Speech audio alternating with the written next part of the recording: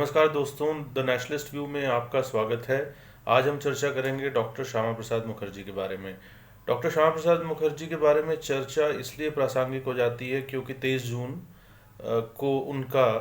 शहीदी दिवस है। 23 जून 1953 को श्रीनगर में एक कॉटेज में, जहाँ वे एक महीने से भी ज़्यादा समय से नज़रबंद थे,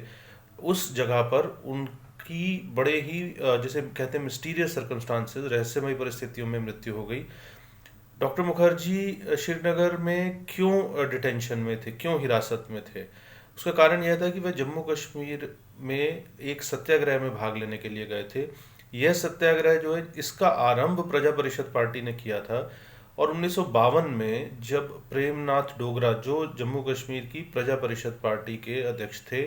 वह आकर दिल्ली में डॉक्टर श्यामा प्रसाद मुखर्जी से मिले। डॉक्टर श्यामा प्रसाद मुखर्जी तब तक भारतीय जनसंघ की स्थापना कर चुके थे, और उन्होंने डॉक्टर मुखर्जी से मिलकर ये कहा कि उन्हें जम्मू कश्मीर के अंदर जो वहाँ पर अत्याचार हो रहे हैं शेख अब्दुल्ला द्वारा, उससे मुक्ति के लिए उनका समर्थन चाहिए। साथ ही वह सबसे बड़ी बात जो प्रजा परिषद की आंदोलन की थी, वह उसकी यह मांग थी कि भारत के संपूर्ण संविधान को जम्मू कश्मीर पर लागू किया जाना चाहिए, और धारा 370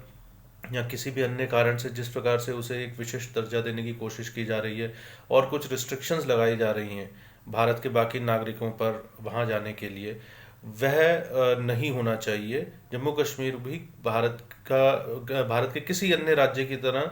जो प्रावधान भारत के अन्य राज्यों में लागू हैं, चाहे वह सुप्रीम कोर्ट का है, चाहे वह एक झंडे को लेकर है, चाहे वह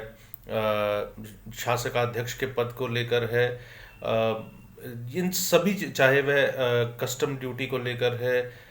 इन सारी चीज़ों को लेकर जम्मू कश्मीर के अंदर बाकी राज्यों से अलग प्रावधान किए गए थे, जिसका विरोध प्रजा परिषद पार्टी कर रही थी। खैर, अप्रैल 1952 में जब प्रेमनाथ डोगरा डॉक्टर श्यामा प्रसाद मुखर्जी से मिले, तो डॉक्टर मुखर्जी ने उन्हें यह सुझाव दिया कि आप जाइए और पंडित नेहरू से एक बार मिलिए, जो तब प्रधानमंत्री थे, पंडित जवाहरलाल नेहरू। प्रेमनाथ डोगरा उनसे अपनी बात कहने के लिए मिलना चाहते थे, लेकिन कई बार कोशिशों के बावजूद नेहरू ने उन्हें मिलने का समय नहीं दिया, क्योंकि यह बात बड़ी स्पष्ट थी कि नेहरू उस समय शेख अब्दुल्ला की नीति का समर्थन कर रहे थे। वास्तव में शेख अब्दुल्ला को जम्मू कश्मीर में जो बैठाया गया था, वो पंडित नेहरू द्वारा ही बैठाया गया था। पर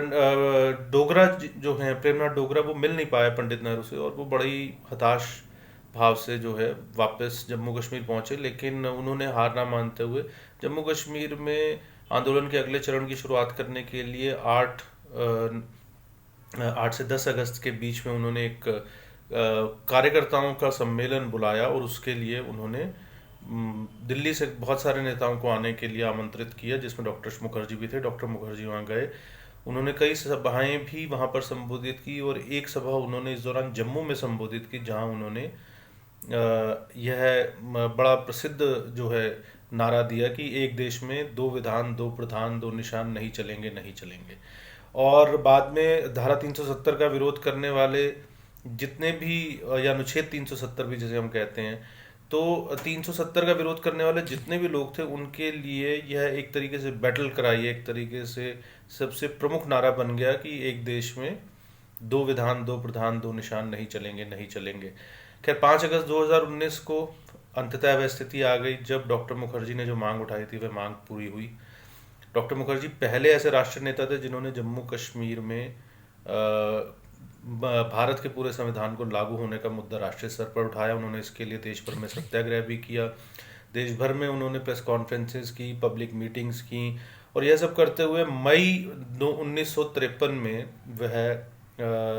जम्मू